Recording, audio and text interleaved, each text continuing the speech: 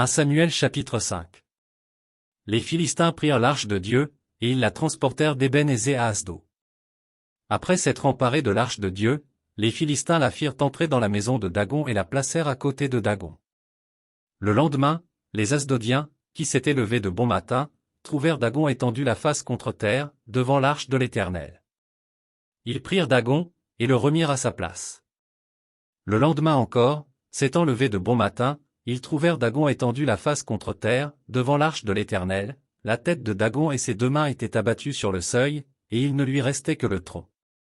C'est pourquoi jusqu'à ce jour, les prêtres de Dagon et tous ceux qui entrent dans la maison de Dagon à Asdo ne marchent point sur le seuil. La main de l'Éternel s'appesantit sur les Asdodiens, et il mit la désolation parmi eux, il les frappa d'hémorroïdes à Asdo et dans son territoire. Voyant qu'il en était ainsi, les gens d'Asdo dirent, l'arche du Dieu d'Israël ne restera pas chez nous, car il appesantit sa main sur nous et sur Dagon, notre Dieu.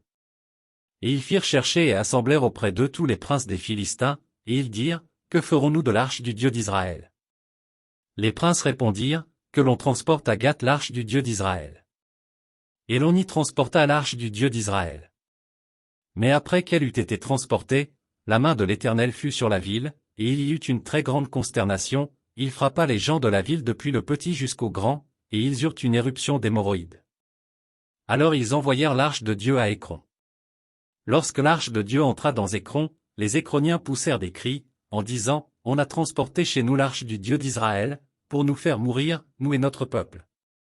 Et ils firent chercher et assemblèrent tous les princes des Philistins, et ils dirent, renvoyez l'arche du Dieu d'Israël, qu'elle retourne en son lieu, et qu'elle ne nous fasse pas mourir, nous et notre peuple. Car il y avait dans toute la ville une terreur mortelle, la main de Dieu s'y appelantissait fortement. Les gens qui ne mouraient pas étaient frappés d'hémorroïdes, et les cris de la ville montaient jusqu'au ciel.